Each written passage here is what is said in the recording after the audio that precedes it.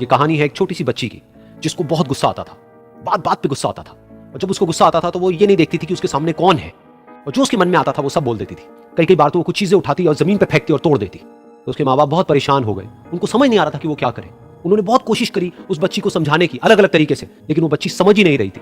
फिर एक दिन उसकी माँ ने उसकी ट्यूशन टीचर से बात करी, क्योंकि ट्यूशन टीचर ही एक ऐसी थी जिसकी की वो बात सुनती थी। तो उसकी टीचर ने उसकी माँ की सारी बातों को सुना और उनको बोला कि आप चिंता मत करो, आने वाले कुछ दिनों के अंदर अंदर ही इस बच्ची का गुस्सा पूरी तरीके से खत्म हो जाएगा। उसकी माँ को समझ नहीं आया, लेकिन फिर भी उन्होंने कहा कि कोशिश करने में क्या जाता है। फिर उस दिन रोज की तरह जब वो टीचर आई और वो क्लास शुरू होने वाली थी, तो उसकी टीचर ने उस बच्ची से कहा कि आज हम पढ़ाई नहीं करेंगे, आज हम एक गेम खेलेंगे। तो बच्ची ये सुनकर के बहुत खुश हो गई। फिर टीचर उस बच्ची के साथ में उस घर के पीछे एक दीवार के पास में जाकर के खड़ी हो गई, और उस टीचर ने उस बच्ची को कहा कि गेम ये है कि अब जब भी तुम्हें गुस्सा आए तुम्हें कील लेनी है और यहां पर आकर के इस दीवार में गाड़ देनी है, थोड़ी सी जितनी हो सके। फिर उस बच्ची ने टीचर से पूछा लेकिन इससे क्या होगा? तो टीचर ने कहा कि जब ये गेम खत्म हो जाएगी तो तुम्हें एंड में एक प्राइज मिलेगा।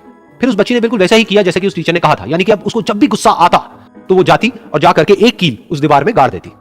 तो जैसा कि उस लड़की को बहुत गुस्सा आता था तो पहले ही दिन वहां पर 10 से ज्यादा कीलें गड़ गई, लेकिन उन कीलों को गाड़ने के लिए उसको बार बार पीछे जाना पड़ता और जाकर के उस कील को गाड़ना पड़ता। तो उसके दिमाग में आया कि जितनी मेहनत मैं लगाती हूं उस कील को गाड़ने में, उससे कम मेहनत में मैं अपने गुस्से को कंट्रोल कर सकती हूं।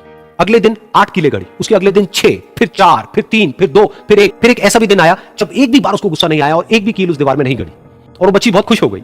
खुशी खुशी वो अपनी टीचर के पास में गई और जाकर के उनको बताया कि देखो मैम, आज मैंने एक भी कील उस दीवार में नहीं गाड़ी है क्योंकि मेरे को एक बार भी गुस्सा नहीं आया है। तो मैम ने उसको थोड़ी सी शाबाशी दी और मैम उसके साथ में उस दीवार के सामने जाकर के खड़ी हो गई।